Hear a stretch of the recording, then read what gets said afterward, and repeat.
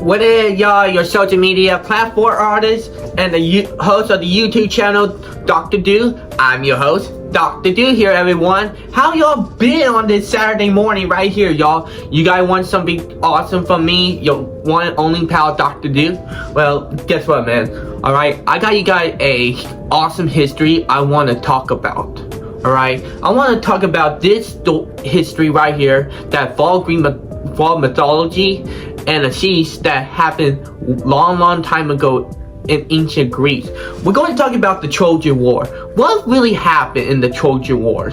Everybody always wants the real story, not the Greek mythology that we all been raised and learned about.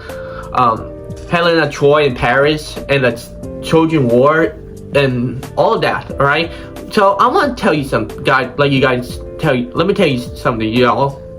What would happen if we take every mythology in the Trojan War? Take every Greek mythology, Zeus, Poseidon, alright? Take Helen off of there, take Paris off of there, take any mythology person off of there, including Achilles, alright? So, let's talk about that, because we need to find, I think I have this theory of what really happened in the Trojan War and what lead up to the end of this war. So before we get started, are you guys new to the channel? Please subscribe to this channel, hit notification down below, and make you guys love this history, I'm your guy right here. And also, before we continue, let you guys know, you guys are in Texas and you raised and live in Texas, and you guys want any clothing that is made in Texas, well, guess what? Texas made clothing is a good place to buy you a hat or any shirt from them that is made in Texas. I recommend you go check this out. Go check it out, alright? Check this out. I am glad for them for this and this right here, y'all. Texas made clothing right there, y'all. That's the one right there. I recommend you go check them out. They're on Instagram. So let's get this started, alright? Because throughout history, when Homer would talk about a story about a siege battle that happened back when in his time, like the final years of the war, many people have always speculated that Helen and Paris were actually real people. But I don't think so. Like, when you think about it, all this because of a woman been taken away from the husband that she already married to, and this guy took her to his kingdom, which would cause the biggest war that would cost many thousands of lives. When you think about that, I don't think that really is the real reason why. Let's talk about that. Around the 12th century in BC, in ancient Greece, we've been seeing something else we need to talk about. We need to talk about, there are many theories about what really happened, alright? I got like 2 theories about it, okay? So hear me out. Theory 1, the Troy was becoming another powerhouse, a power military city-state. Because throughout the whole entire ancient Greece, there are city-states that are on the rise throughout the whole entire history. We all know about is Sparta and Athens are the other 2 main city-states that were becoming a power city-states in Greece. And we see other city-states not doing so well. Alright, it's not like the Macedonians, or you get what I mean, right? And third city-state that which got a key advantage somewhere in modern-day Turkey, Troy. Troy is also another city-state that is coming at another OP city-state. They're all the military dominant because they are in an area that would give them a key advantage. Okay, so hear this one. Okay, where is Troy at? A great advantage for them. Like, they could go to the Black Sea if they want to, if they go to the Mediterranean Sea as well, because those are the 2 advantages for them for either trade, alliance, or other countries that want to be their ally with Troy, and give them a good advantage in military dominance in the sea, and also dominance in those 2 areas. Alright, and Troy, and Sparta and Athens see that as a disadvantage for them because they only could go to the Mediterranean but not the Black Sea or other nations that like.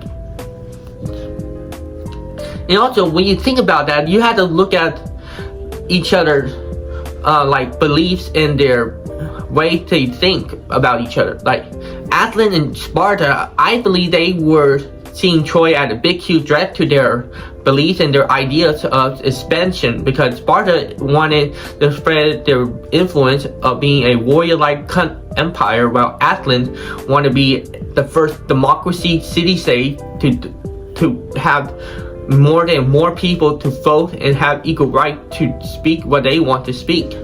And Troy is a monarchy who want to spread their I believe, all in their military dominance in the Greek realm. And so what I think what had happened that Troy was becoming more dangerous to the Hittite Greek cities, and also the way that Sparta and Athens see them as a major threat to their influence. And so Troy, and I believe that Sparta, the leaders of Sparta, Athens, and the other Greek city demand Troy to stand down and stop making like serious threats to the Greek city realm. And Troy is like, no way. I want to create a bit more dominant city-state empire that I ever wanted to build. I got the key advantage to the Black Sea and all of the Mediterranean Sea. I can use that as my advantage to make sure you guys know who is the more dominant city-state. Me, Troy. And Sparta acted like, yeah, he refused to let he out demands. And so the war with the Trojans had begun. And also another theory about a major war that could also link to this is the alliance, Troy Alliance 2. Troy in order for Troy to be a dominant empire over in the Greek realm, Troy had to make an ally with another empire, not from the Greek city-state, but the empire that is close to falling into like a disarray, and also the empire slowly collapsing around them. The Hittite Empire. You guys don't know who the Hittite Empire? This is before Persia. Alright? The Hittite Empire had been around from around the time of either the 14th century until the 12th century, around 1180. When you look at that time year, the Trojan War happened in the year 1194 until 1184 for 10 years. And that year right there is something that could have been told, because the Hittite Empire had collapsed around 1180 and the Trojan War ended in 1184. Do you see that? A 6-year gap. Something must have happened in that 6-year gap right there. Because why would the Hittites collapse just 6 years after the Trojan War?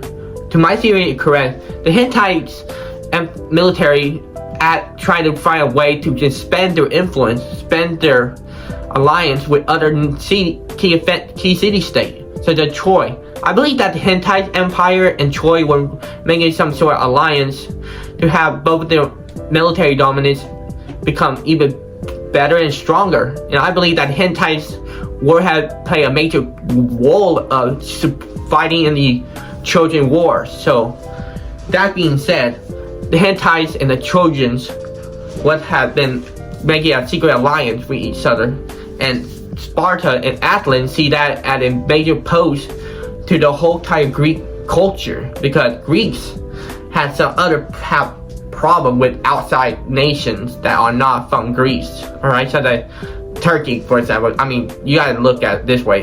Turkey and Greece have been at each other's neck probably like before the Persian War, before the Greek War against Persia.